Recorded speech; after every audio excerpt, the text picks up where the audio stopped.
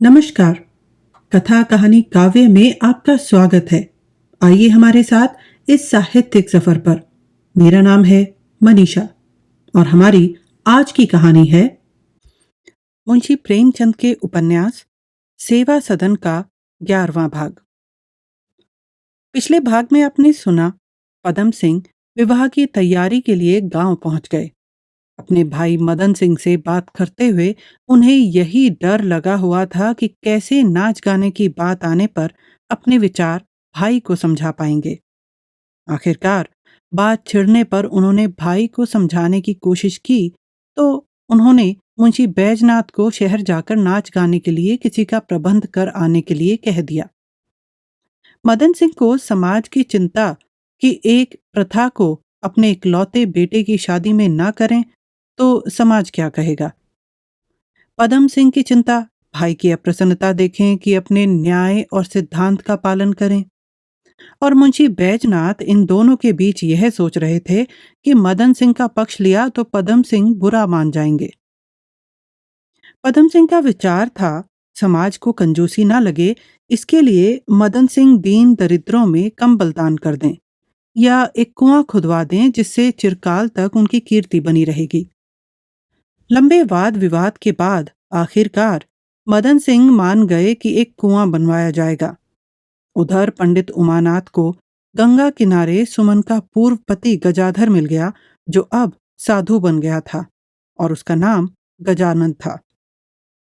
उससे बातचीत में उमानाथ ने सुमन की छोटी बहन के लिए रिश्ते ढूंढने में पैसों को लेकर आई मुश्किल का जिक्र किया तो गजानन ने उसके दहेज के लिए 1000 रुपए का इंतजाम करने का वादा कर दिया।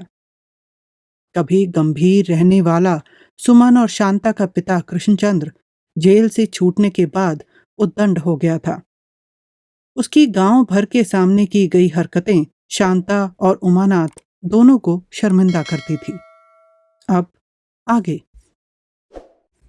एक रोज उमानाथ ने कृष्णचंद्र के सहचरों को धमका कर कहा, अब तुम लोगों को उनके साथ बैठकर चरस पीते देखा तो तुम्हारी कुशल नहीं, एक एक की बुरी तरह खबर लूंगा। उमानाथ का रौब सारे गांव पर छाया हुआ था। वे सब के सब डर गए। दूसरे दिन जब कृष्णचंद्र उनके पास गए तो उन्होंने कहा, महाराज आप यहां ना आया कीजिए, हमें पंडित उमानाथ के कोप में ना डालिए। कहीं कोई मामला खड़ा कर दें तो हम बिना मारे ही मर जाएंगे। कृष्णचंद्र क्रोध में भरे हुए उमानाथ के पास आए और बोले, मालूम होता है तुम्हें मेरा यहां रहना अखरने लगा है। उमानाथ, आपका घर है, आप जब तक चाहे रहें।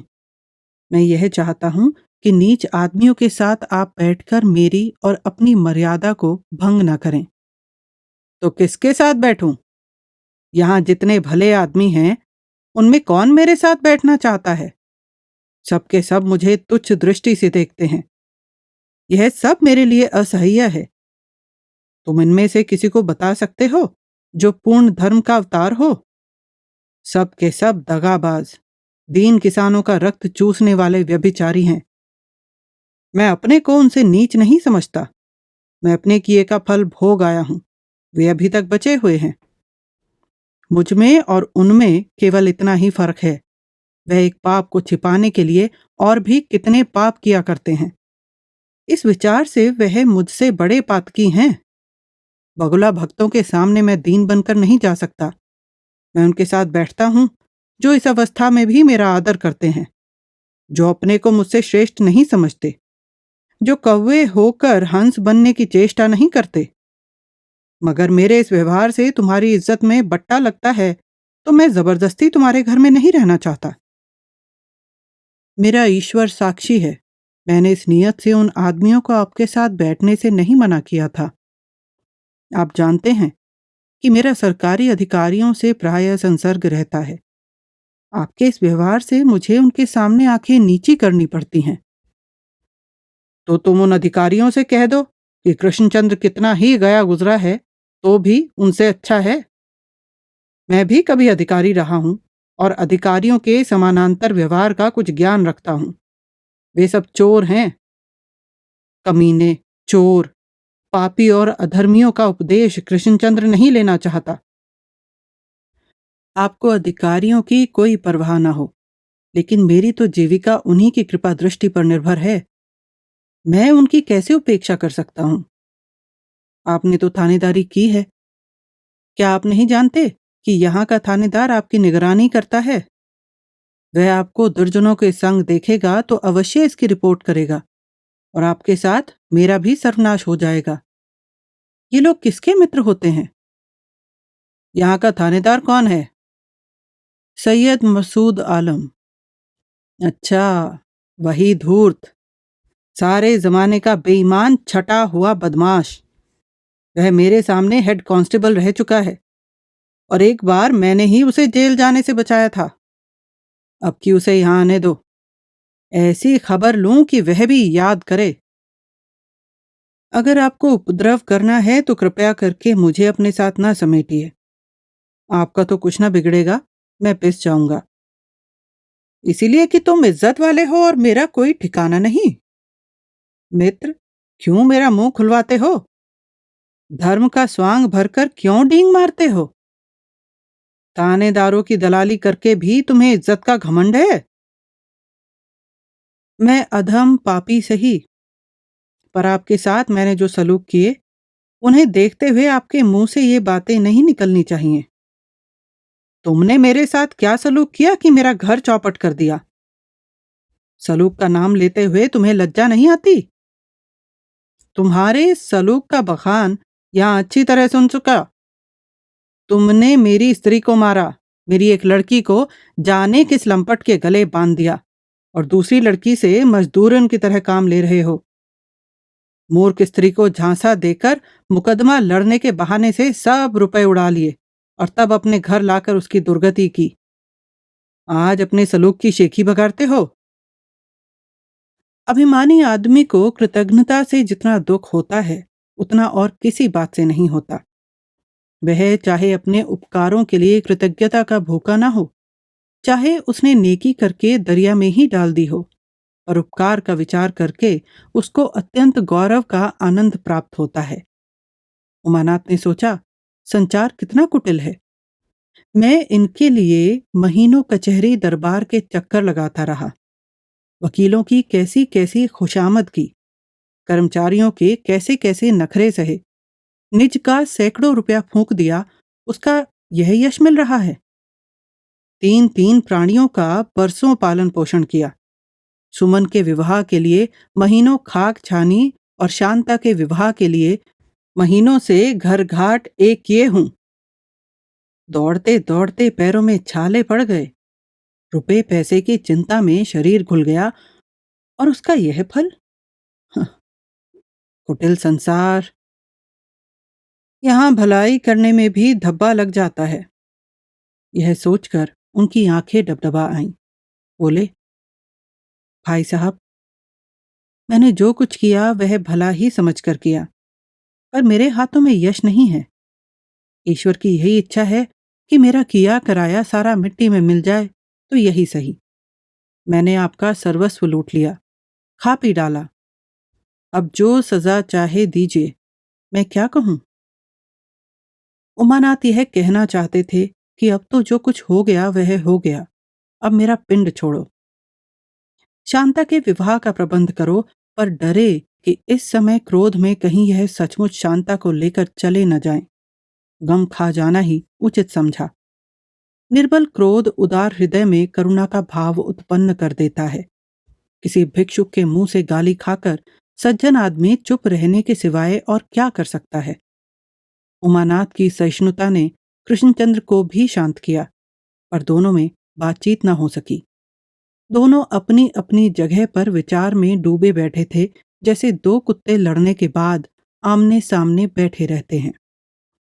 उमानाथ सोचते थे कि बहुत अच्छा हुआ जो मैं चुप साध गया, नहीं तो संसार मुझी को बदनाम करता। कृष्णचंद्र सोचते थे कि मैंने बुरा किया जो ये गड़े मुर्दे उखाड़े। अनुचित क्रोध में सोई हुई आत्मा को जगाने का विशेष अनुराग होता है। कृष्णचंद्र को अपना कर्तव्य दिखाई देने लगा। अनुचित क्रोध ने अकर्मण्यता की निद्रा भंग कर दी।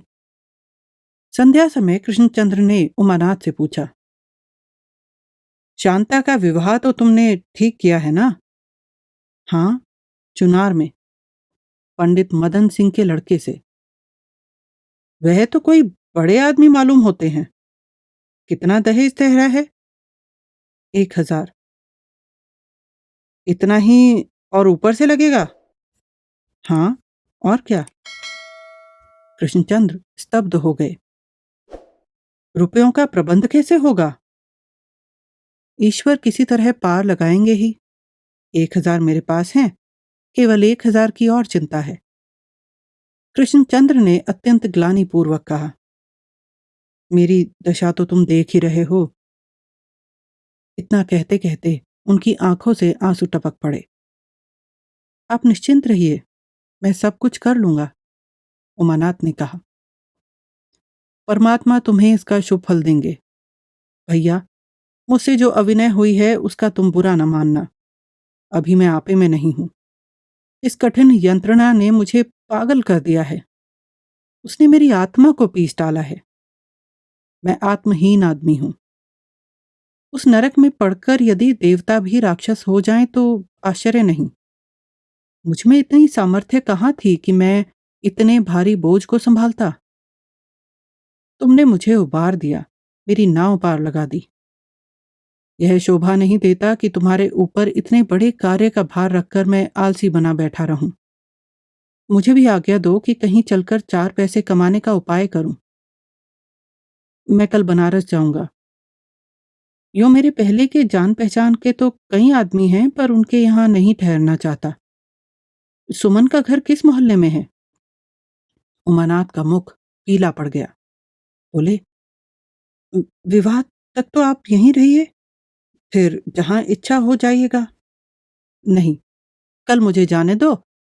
विवाह से 1 सप्ताह पहले आ जाऊंगा। 2-4 दिन सुमन के यहाँ ठहर कर कोई नौकरी ढूंढ लूंगा। किस मोहल्ले में रहती है? मुझे ठीक से याद नहीं। इधर बहुत दिनों से मैं उधर नहीं गया। शहर वालों का क्या ठिकाना। रोज घर बदला करते हैं। मालूम नहीं अब किस मोहल्ले में हो। रात को भोजन के साथ कृष्णचंद्र ने शांता से सुमन का पता पूछा। शांता उमानाथ के संकेतों को न देख सकी। उसने पूरा पता बता दिया। शहर की म्यूनिसिपैलिटी में कुल 18 सभासद थे। उनमें 8 मुसलमान थे और 10 हिंदू। सुशिक्षित मेंबरों की संख्या अधिक थी, इसीलिए शर्मा जी को विश्वास था कि म्यूनिसिपैलिटी में वेश्याओं को नगर से बाहर निकाल देने का प्रस्ताव स्वीकृत हो जाएगा। सब सभासदों से मिल चुके थे और इस विषय में उनकी शंकाओं का समाधान कर चुके थे। लेकिन मेंबरों में कुछ ऐसे सज्जन भी थे जिनकी ओर से घोर विरोध होने का भय था। ये लोग बड़े व्यापारी, धनवान और प्रभावशाली आदमी थे। इसीलिए शर्मा जी को यह भय भी था कि कहीं शेष मेंबर उनके दबाव में ना आ जाएं। हिंदुओं में विरोधी दल के नेता सेठ बलभद्र दास थे और मुसलमानों में हाजी हाशिम। जब तक विठल दास इस आंदोलन के कर्ता धर्ता थे, तब तक इन लोगों ने उसकी ओर कुछ ध्यान न दिया था। लेकिन जब से पदम सिंह और म्यूनिसिपैलिटी के अन्य कई मेंबर इस आंदोलन में सम्मिलित हो गए थे, तब से सेठ जी और हाजी साहब के पेट में चूहे दौड़ रहे थे। उन्हें मालूम हो गया था कि शीघ्र ही यह मंतव्य सभा में उपस्थित होगा। इसीलिए दोनों महाशय अपने पक्ष को स्थिर करने में तत्पर हो रहे थे। पहले हाजी साहब ने मुसलमान मेंबरों को एकत्र किया। हाजी साहब का जनता पर बड़ा प्रभाव था और वह शहर के समस्त मुसलमानों के नेता समझे जाते थे। शेष 7 मेंबरों में मौलाना तेग अली एक इमाम बाड़े के वकील थे। मुंशी अबुल वफा इत्र और तेल के कारखाने के मालिक थे। बड़े बड़े शहरों में उनकी कई दुकानें थी। मुंशी अब्दुल लतीफ एक बड़े जमींदार थे, लेकिन बहुधा शहर में रहते थे। कविता से प्रेम था और स्वयं अच्छे कवि थे। शाकिर बेग और शरीफ हसन वकील थे। उनके सामाजिक सिद्धांत बहुत उन्नत थे। सैयद शफकत अली पेंशनर डिप्टी कलेक्टर थे और खां साहब शोहरत खां प्रसिद्ध हकीम थे। ये दोनों महाशय सभा समाजों से प्राय पृथक रहते थे। किंतु उनमें उदारता और विचारशीलता की कमी न थी। दोनों धार्मिक प्रवृत्ति के आदमी थे। समाज में उनका बड़ा सम्मान था। हाजी हाशिम बोले, बिरादराने वतन की यह नई चाल आप लोगों ने देखी? वल्लाह, इनको सूझती खूब है। बगली घूंसे मारना को इनसे सीख ले। मैं तो इनकी रेशाद वानियों से इतना बदजन हो गया हूं कि अगर इनकी नेक नियति पर ईमान लाने में नजात भी होती हो तो ना लाऊं। अबुल वफा ने फरमाया, मगर अब खुदा के फजल से हमको भी अपने नफे नुकसान का एहसास होने लगा। यह हमारी तादाद को घटाने की सही कोशिश है। तवायफें 90% मुसलमानी हैं जो रोजे रखती हैं, इजादारी करती हैं, मौलूद और उर्स करती हैं। हमको उनके जाति फेलों से कोई बहस नहीं है। नेक व बद की सजा व जजा देना खुदा का काम है। हमको तो सिर्फ उनकी तादाद से गरज है। तेगली, मगर उनकी तादाद क्या इतनी ज्यादा है कि उससे हमारी मजमूई वोट पर कोई असर पड़ सकता है? अबुल वफा, कुछ ना कुछ तो जरूर ही पड़ेगा, ख्वाह वह कम हो या ज्यादा। बिरादराने वतन को देखिए, वह दोमड़ों तक को मिलाने की कोशिश करते हैं। उनके साय से परहेज करते हैं। उन्हें जानवरों से भी ज्यादा जलील समझते हैं, मगर महज अपने पॉलिटिकल मफाद के लिए उन्हें अपनी कौमी जिस्म का एक अजो बनाए हुए हैं। दोमड़ों का शुमार जरायम पेशा अकवाम में है। आलिहाजा, पासी, भर वगैरह भी इसी जेल में आते हैं। सरका, कत्ल, रहजनी, यह उनके पेशे हैं। मगर जब उन्हें हिंदू जमात से अलहदा करने की कोशिश की जाती है तो बिरादराने वतन कैसे चिरागपा होते हैं। वेद और शास्त्र की सनदें नकल करते फिरते हैं। हमको इस मामले में उन्हीं से सबक लेना चाहिए। सैयद शफकत अली ने विचारपूर्ण भाव से कहा, इस जरायम पेशा अक़वाम के लिए गवर्नमेंट ने शहरों में खित्ते अलहदा कर दिए हैं। उन पर पुलिस की निगरानी रहती है। मैं खुद अपने दौराने मुलाजिमत में उनकी नकल व हरकत की रिपोर्ट लिखा करता था। मगर मेरे ख्याल में किसी जिम्मेदार हिंदू ने गवर्नमेंट के इस तर्जे अमल की मुखालफत नहीं की। हालांकि मेरी निगाह में सरका, कत्ल वगैरह इतने मकरूह फेल नहीं हैं जितनी असमत फरोशी। डोमनी भी जब असमत फरोशी करती है तो वह अपनी बिरादरी से खारिज कर दी जाती है। अगर किसी डोम के पास काफ़ी दौलत हो तो वह इस हुस्न के खुले हुए बाजार में मनमाना सौदा खरीद सकता है। खुदा वह दिन न लाए कि हम अपने पॉलिटिकल मफाद के लिए इस हद तक जलील होने पर मजबूर हों। अगर इन तवायफों की दीनदारी के तुफैल में सारे इस्लाम को खुदा जन्नत अता करे तो मैं दो जख में जाना पसंद करूंगा। अगर उनकी तादाद की बिना पर हमको इस मुल्क की बादशाही भी मिलती हो तो मैं कबूल न करूं।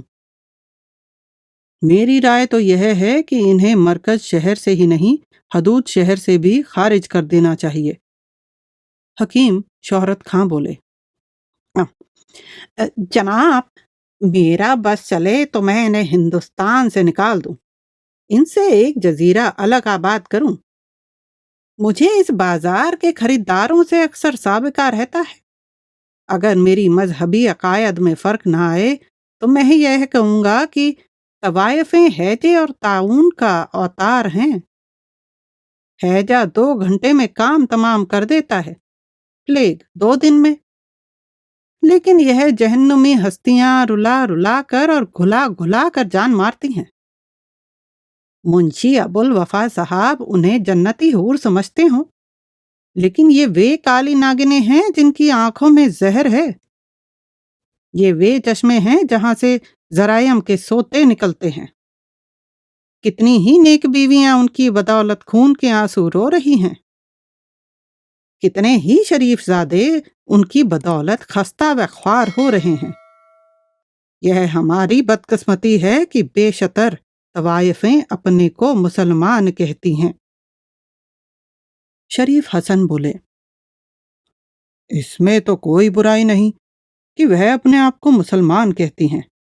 बुराई यह है कि इस्लाम भी उन्हें राह रास्ते पर लाने की कोई कोशिश नहीं करता। हिंदुओं की देखा देखी इस्लाम ने भी उन्हें अपने दायरे से खारिज कर दिया है।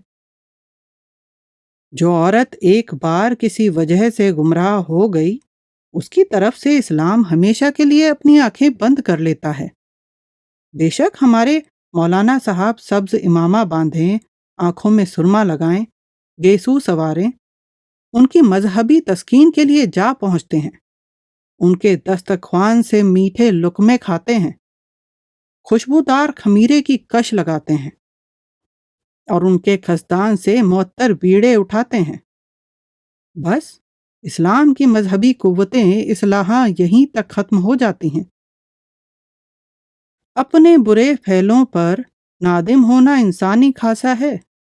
ये गुमराह औरतें पेशतर नहीं तो शराब का नशा उतरने के बाद जरूर अपनी हालत पर अफसोस करती हैं, लेकिन उस वक्त उनका पछताना बेसूद होता है। उनके गुजरानी की इसके सिवाय और कोई सूरत नहीं रहती कि वे अपनी लड़कियों से दूसरों को दामे मोहब्बत में फंसाएं, और इस तरह यह सिलसिला हमेशा जारी रहता है। अगर उन लड़कियों की जायज़ तौर पर शादी हो सके तो, और उनके साथ ही उनकी परवरिश की भी सूरत निकल आए, तो मेरे ख्याल में ज़्यादा नहीं 75% तवायफें इसे खुशी से कबूल कर लें। हम चाहे कितने ही गुनाहगार हों, पर अपनी औलाद को हम नेक और रास्तबाज देखने की तमन्ना रखते हैं। तवायफों को शहर से खारिज कर देने से उनकी इस्लाह नहीं हो सकती।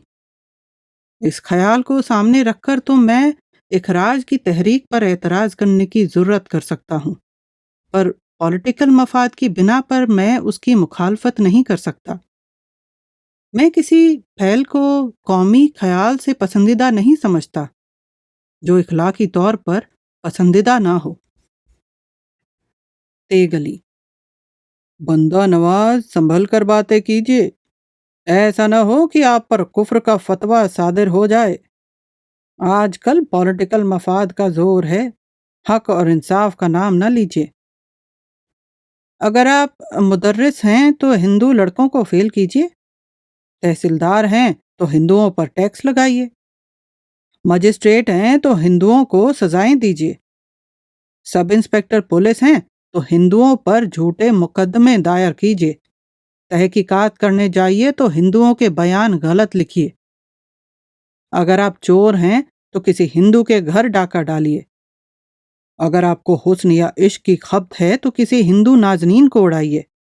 तब आप कौम के खादिम, कौम के मोहसिन, कौमी किश्ती के नाखुदा सब कुछ हैं। हाजी हाशिम बुड़बुड़ाए। मुंशी अबुल वफा के तेवरों पर बल पड़ गए। तेग अली की तलवार ने उन्हें घायल कर दिया। अबुल वफा कुछ कहना ही चाहते थे कि शाकिर बेग बोल उठे, भाई साहब, यह तान तंज का मौका नहीं। हम अपने घर में बैठे हुए एक अमल के बारे में दोस्ताना मशवरा कर रहे हैं। ज़बाने तेज मसलहत के हक में जहर कातिल है। मैं शाहिदान तन्नाज को निज़ाम नमद्दून में बिल्कुल बेकार या माए शर नहीं समझता। आप जब कोई मकान तामीर करते हैं तो उसमें बदरौर बनाना ज़रूरी ख्याल करते हैं। अगर बदरौर ना हो तो चंद दिनों में दीवारों की बुनियादें हिल जाएं। इस फिरके को सोसाइटी का बदरौर समझना चाहिए, और जिस तरह बदरौर मकान के नुमाया हिस्से में नहीं होती बल्कि निगाह से पोशीदा एक गोशे में बनाई जाती है, उसी तरह इस फिरके को शहर के मुरफिजा मुकामात से हटाकर किसी गोशे में आबाद करना चाहिए। मुंशी अबुल वफा पहले के वाक्य सुनकर खुश हो गए थे, पर नाली को उपमा कर उनका मुंह लटक गया। हाजी हाशिम ने नैराश्य से अब्दुल लतीफ की ओर देखा जो अब तक चुपचाप बैठे हुए थे, और बोले, जनाब, कुछ आप भी फरमाते हैं? दोस्ती के बहाव में आप भी तो नहीं बह गए? अब्दुल लतीफ बोले, जनाब, बंदे को ना इत्तेहाद से दोस्ती ना मुखालफत से दुश्मनी। अपना मुशरिब तो सुलह कुल है। मैं अभी यही तय नहीं कर सका हूं कि आलमो बेदारी में हूं या ख्वाब में। बड़े बड़े आलिमों को एक बेसिर पैर की बात की ताईद में जमी और आसमान के कुलाबे मिलाए देखता हूं। क्यों कर बावर करूं कि बेदार हूं? साबुन, चमड़े और मिट्टी के तेल की दुकानों से आपको कोई शिकायत नहीं। कपड़े, बर्तन, आदवियात की दुकानें चौक में हैं, आप उनको मुतल्लक बेमौका नहीं समझते? क्या आपकी निगाहों में हुस्न की इतनी भी वक़्त नहीं? और क्या यह ज़रूरी है कि इसे किसी तंग तारीक कूचे में बंद कर दिया जाए? क्या वह बाग बाग कहलाने का मुस्तहक है जहाँ सरों की कतारें एक गोशे में हों, बेले और गुलाब के तख्ते दूसरे गोशे में और रविशों के दोनों तरफ नीम और कटहल के दरख्त हों, वस्त में पीपल का ठूंठ और किनारे बबूल की कलमें हों? चील और कौवे दोनों तरफ तख्तों पर बैठे अपना राग अलापते हों और बुलबुलें किसी गोशे तारीख में दर्द के तराने गाती हों। मैं इस तहरीक की सख्त मुखालफत करता हूँ। मैं इस काबिल भी नहीं समझता कि उस पर मतानत के हाथ बहस की जाए। हाजी हाशिम मुस्कुराए। अबुल वफा की आंखें खुशी से चमकने लगीं। अन्य महाशयों ने दार्शनिक मुस्कान के साथ यह हास्यपूर्ण वक्तृता सुनी, पर तेग अली इतने सहनशील न थे। तीव्र भाव से बोले, क्यों गरीब परवर, बोर्ड में यह तजवीज़ क्यों न पेश की जाए कि म्यूनिसिपैलिटी एन चौक में खास एहतमाम के साथ मीना बाजार आरास्ता करे और जो हजरत इस बाजार की सैर को तशरीफ ले जाएं, उन्हें गवर्नमेंट की जानिब से खुशनूदी मिजाज का परवाना अदा किया जाए। मेरे ख्याल से इस तजवीज़ की तायीद करने वाले बहुत निकल आएंगे और इस तजवीज़ के मुहर्रिर का नाम हमेशा के लिए जिंदा हो जाएगा। उसकी वफात के बाद उसके मज़ार पर उर्स होंगे और वह अपने गोशे लहद में पड़ा हुआ हुस्न की बहार लूटेगा और दल पजीर नगमे सुनेगा। मुंशी अब्दुल लतीफ का मुंह लाल हो गया। हाजी हाशिम ने देखा कि बात बढ़ी जाती है तो बोले, मैं अब तक सुना करता था कि उसूल भी कोई चीज़ है, मगर आज मालूम हुआ कि वह महज एक वहम है। अभी बहुत दिन नहीं हुए आप ही लोग इस्लामी वज़ाइफ का डिपुटेशन लेकर गए थे, मुसलमान कैदियों के मजहबी तस्कीन की तजवीज़ें कर रहे थे, और अगर मेरा हाफिजा गलती नहीं करता तो आप ही लोग उन मौक़ों पर पेश नज़र आते थे, मगर आज एकाएक यह इनकलाब नज़र आता है। खैर, आपका तलव्वुन आपको मुबारक रहे। बंदा इतना सहल यकीन नहीं है। मैंने ज़िंदगी का यह उसूल बना लिया है कि बिरादरान वतन की हर एक तजवीज़ की मुखालफत करूँगा, क्योंकि मुझे किसी बेहबूदी की तवक्को नहीं है। अबुल वफा ने कहा, आलिहाजा मुझे रात को आफताब का यकीन हो सकता है, पर हिंदुओं की नेक नियत पर यकीन नहीं हो सकता। सैयद शफकत अली बोले, हाजी साहब, आपने हम लोगों को ज़माना साज और बेउसूल समझने में मतानत से काम नहीं लिया। हमारा उसूल जो तब था वह अब भी है और वही हमेशा रहेगा, और वह है इस्लामी बकार को कायम करना और हर एक जायज़ तरीके से बिरादरान मिल्लत की महबूदी की कोशिश करना। अगर हमारे फ़ायदे में बिरादरान वतन का नुकसान हो तो हमको इसकी परवाह नहीं, मगर जिस तजवीज़ से उनके साथ हमको भी फ़ायदा पहुँचता है और उनसे किसी तरह कम नहीं, उनकी मुखालफत करना हमारे इम्कान के बाहर है। हम मुखालफत के लिए मुखालफत नहीं कर सकते। रात अधिक जा चुकी थी। सभा समाप्त हो गई। इस वार्तालाप का कोई विशेष फल ना निकला। लोग मन में जो पक्ष स्थिर करके घर से आए थे, उसी पक्ष पर डटे रहे। हाजी हाशिम को अपनी विजय का जो पूर्ण विश्वास था, उसमें संदेह पड़ गया। इस प्रस्ताव के विरोध में हिंदू मेंबरों को जब मुसलमानों के जलसे का हाल मालूम हुआ तो उनके कान खड़े हो गए। उन्हें मुसलमानों से जो आशा थी वह भंग हो गई। कुल 10 हिंदू थे। सेठ बलभद्र दास चेयरमैन थे, डॉक्टर श्यामाचरण वाइस चेयरमैन, लाला चिम्मनलाल और दीनानाथ तिवारी व्यापारियों के नेता थे, पदम सिंह और रुस्तम भाई वकील थे, रमेश दत्त कॉलेज के अध्यापक, लाला भगत राम ठेकेदार, प्रभाकर राव हिंदी पत्र जगत के संपादक और कुंवर अनिरुद्ध बहादुर सिंह जिले के सबसे बड़े जमींदार थे। चौक की दुकानों में अधिकांश बलभद्र दास और चिम्मन लाल की थीं। दाल मंडी में दीनानाथ के कितने ही मकान थे। ये तीनों महाशय इस प्रस्ताव के विपक्षी थे। लाला भगतराम का काम चिम्मन लाल की आर्थिक सहायता से चलता था, इसीलिए उनकी सम्मति भी उन्हीं की ओर थी।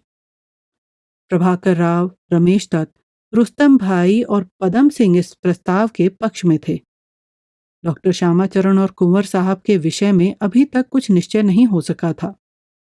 दोनों पक्ष उनसे सहायता की आशा रखते थे।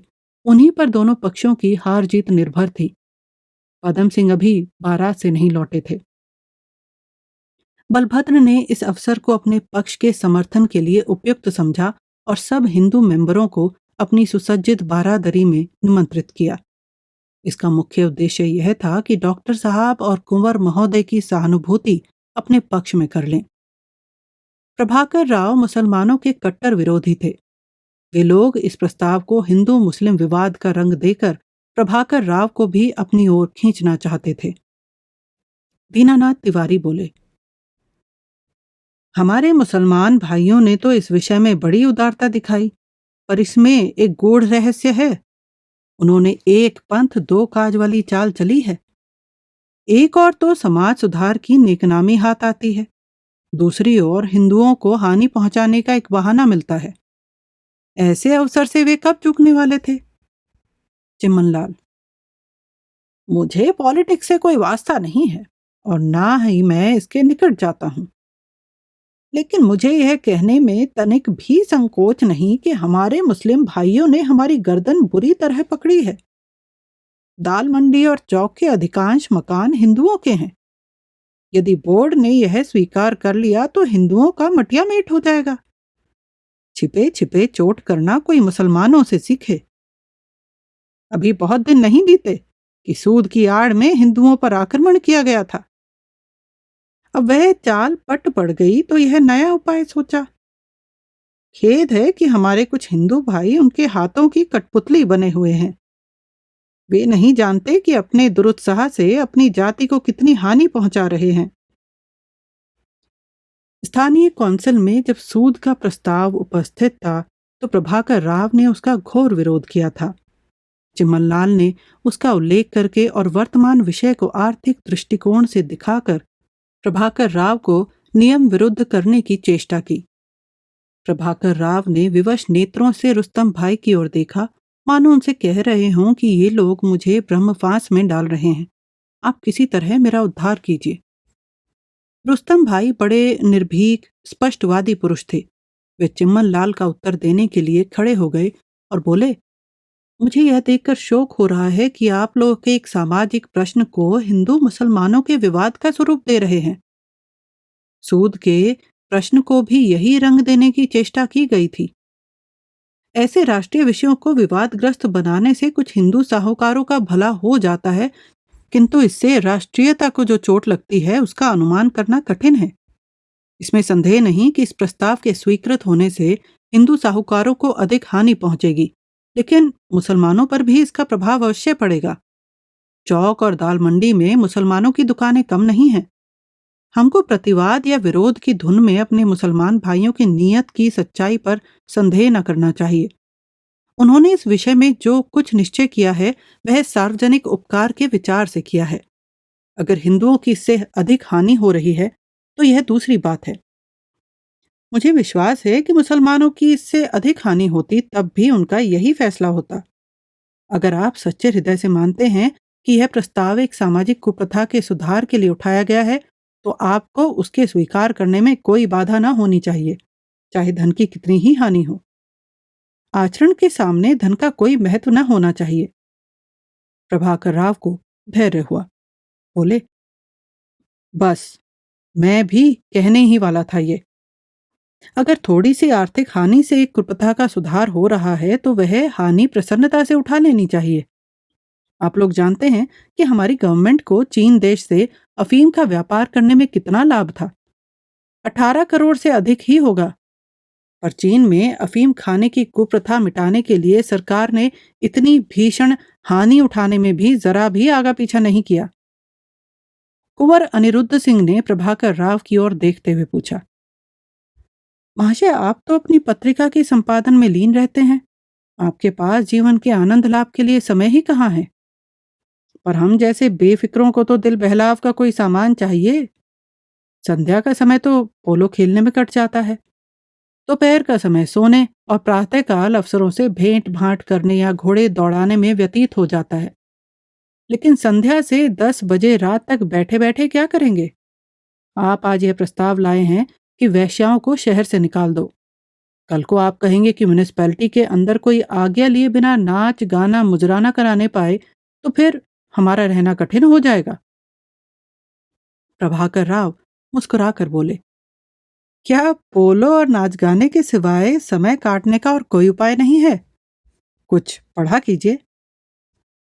पढ़ना हम लोगों को मना है। हमको किताब के कीड़े बनने की जरूरत नहीं। अपने जीवन में सफलता प्राप्त करने के लिए जिन बातों की जरूरत है उनकी शिक्षा हमको मिल चुकी है। हम फ्रांस और स्पेन का नाच जानते हैं, आपने उनका नाम भी न सुना होगा। पियानो पर बैठा कीजिए, वह राग अलापों कि मोजार्ट लज्जित हो जाए। अंग्रेजी रीति व्यवहार का हमको पूर्ण ज्ञान है। हम जानते हैं कि कौन सा समय 16 हैट लगाने का है और कौन सा पगड़ी का। हम किताबें भी पढ़ते हैं। आप हमारे कमरे में कई कई अलमारियां पुस्तकों से सजी हुई देखेंगे, मगर उन किताबों में चिपटते नहीं। आपके इस प्रस्ताव से हम तो मर मिटेंगे। कुंवर साहब की हास्य और व्यंग से भरी बातों ने दोनों पक्षों का समाधान कर दिया। डॉक्टर श्यामाचरण ने कुंवर साहब की ओर देखकर कहा, मैं इस विषय में कौंसिल में प्रश्न करने वाला हूं। जब तक गवर्नमेंट उसका उत्तर न दे, मैं अपना कोई विचार प्रकट नहीं कर सकता। यह कहकर डॉक्टर महोदय ने अपने प्रश्नों को पढ़कर सुनाया। रमेश दत्त ने कहा, इन प्रश्नों का कदाचित गवर्नमेंट कुछ उत्तर न देगी। डॉक्टर, उत्तर मिले या ना मिले, प्रश्न तो हो जाएंगे। इसके सिवाय और हम कर ही क्या सकते हैं? सेठ बलभद्र दास को विश्वास हो गया कि अब अवश्य हमारी विजय होगी। डॉक्टर साहब को छोड़कर 17 समितियों में 9 उनके पक्ष में थी, इसलिए अब वह निरपेक्ष रह सकते थे, जो सभापति का धर्म है। उन्होंने सार गर्भित वक्तृता देते हुए इस प्रस्ताव की मीमांसा की।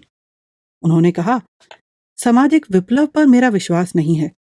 मेरा विचार है कि समाज को जिस सुधार की आवश्यकता होती है वह स्वयं कर लिया करता है। विदेश यात्रा, जाति पाति के भेद, खान पान के निरर्थक बंधन सब के सब समय के प्रवाह के सामने सिर झुकाते चले जाते हैं। इस विषय में समाज को स्वच्छंद रखना चाहता हूं। जिस समय जनता एक स्वर से कहेगी कि हम वैश्याओं को चौक में नहीं देखना चाहते, तो संसार में ऐसी कौन सी शक्ति है जो उनकी बात को अनसुनी कर दे। अंत में सेठ जी ने बड़े भावपूर्ण स्वर से ये शब्द कहे, हमको अपने संगीत पर गर्व है। जो लोग इटली और फ्रांस के संगीत से परिचित हैं, वे भी भारतीय गान के भाव, रस और आनंदमय शांति के कायल हैं।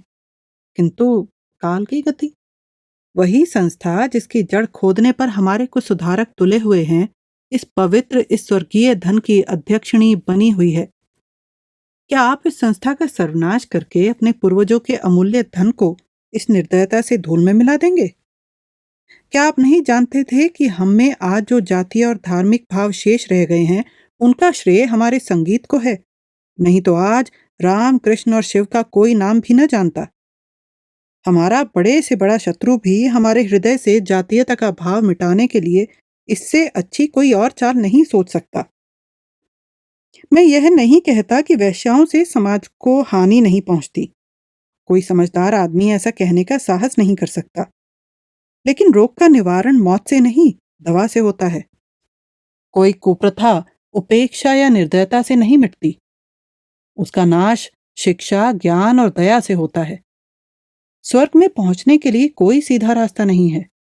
वैतरणी का सामना अवश्य करना पड़ेगा।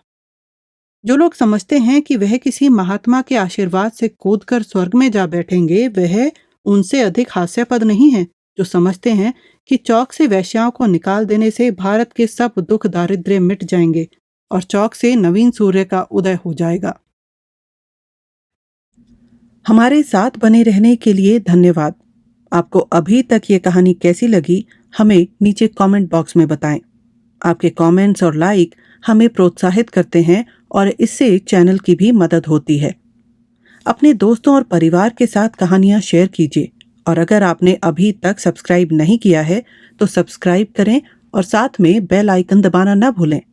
इससे हमारे अपडेट्स आपको सबसे पहले मिलेंगे। जल्दी ही मिलते हैं कहानी के अगले भाग के साथ।